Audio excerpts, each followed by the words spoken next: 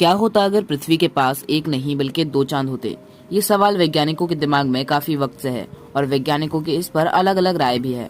हाल ही में अर्थ के दो मून्स होने की पॉसिबिलिटी सामने आई है, जहां वैज्ञानिकों का कहना है कि बहुत टाइम पहले अर्थ के ऑर्बिट में एक और चांद यानी मून रिवॉल्व करता था, लेकिन बाद में वो दूसरा मून हमारे पहले वाले मून से टकरा गया और फिर उसी का ही एक हिस्सा बन गया।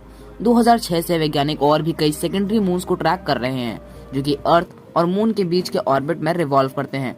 ये मून्स कुछ मीटर तक के ही होते हैं और कुछ महीनों बाद गायब भी हो जाते हैं।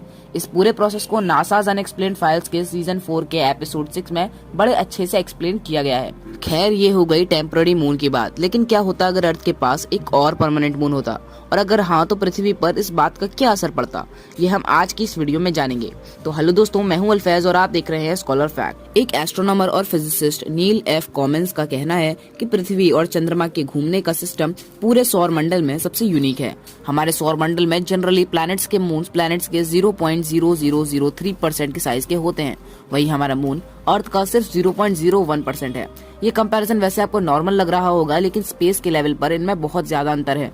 चंद्रमा के साइज के ही कारण पृथ्वी पर लाइफ इतनी कॉम्प्लेक्स है और इसी चंद्रमा की ही वजह से सालों पहले पृथ्वी पर हाई टाइड्स आते थे, जिससे प्राइमोर्डियल सूप ओशंस में मिक्स हो गया। प्राइमोर्डियल सूप एक ऐसा सोल्यूशन होता है जिसके अंदर बहुत भारी मात्रा में ऑर्गेनिक कंपाउंड्स पाए जाते हैं और ये प्रिमिटिव ओशंस में मिलता है।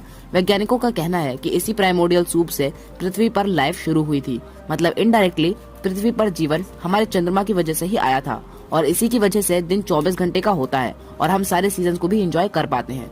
लेकिन एक दूसरे चांद की एंट्री से ये सब कुछ बदल जाएगा। मान लीजिए अगर एक दूसरा चांद, जैसे हम आसानी के लिए लूना बोलेंगे, वो अचानक से पृथ्वी और चंद्रमा के बीच में अपीयर हो जाता है, तब पृथ्वी को विनाशकारी आफतों का सामना करना पड़ेगा। लूना यानी पृथ्वी की सेकंड मून के आने की वजह से पृथ्वी पर ग्रेविटी का असर बढ़ेगा और ये मासिव सुनामीज और अर्थक्वेक्स का कारण भी बनेगा। वोल्केनिक इरप्शन ज्यादा होंगे और केमिकल्स की बारिश अर्थ पर होने लगेगी। ये सब कुछ हफ्तों तक चलेगा और लाखों की तादाद में लोग मारे भी जाएंगे, लेकिन इसके बाद चीजें ठीक होना शुरू होंगी। अर्थ और मून के पुल की वजह से लूना पर लैंड टाइड्स और वोल्केनिक एक्टिविटीज चालू हो जाएंगी। वोल्केनिक एक्टिविटीज की वजह से लूना स्मूथ और यूनिफॉर्म होने के साथ साथ बहुत ब्यूटीफुल भी हो जाएगा। कुछ समय बाद पृथ्वी इन दोनों चंद्रमाओं के साथ जीना सीख लेगी, लेकिन फिर भी पृथ्वी के हालात पहले से काफी अलग होंगे। पृथ्वी पर रातें बहुत रोशन होने लगेंगी और अंधेरी रातें बहुत कम रह जाएंगी, जिसकी वजह से नॉक्टर्नल एनिमल्स की नई प्रजातियां पैदा होंगी। नॉक्टर्नल एनिमल्स वो एनिमल्स होते हैं जो रात में शिकार करते हैं। इंसानों की जिंदगी पर भी इससे काफी असर पड़ेगा। लूना के आने की वजह से बहुत बड़ी बड़ी लहरें समुद्र के किनारे आना शुरू हो जाएंगी। समुद्र के किनारे रहना बिल्कुल असंभव हो जाएगा। इसके साथ साथ वाटर ट्रांसपोर्ट के जरिए भी बंद हो जाएंगे।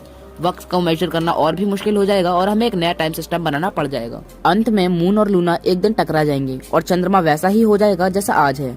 इन दोनों चंद्रमाओं के टकराने से आसमान से चांद के टुकड़े गिरना शुरू हो जाएंगे और फिर से पृथ्वी पर मास डिस्ट्रक्शन होगा और फिर सिर्फ एक ही चांद हमारी पृथ्वी के साथ बचेगा, जिसके बाद पृथ्वी वैसे ही हो जाएगी जैसी आज है।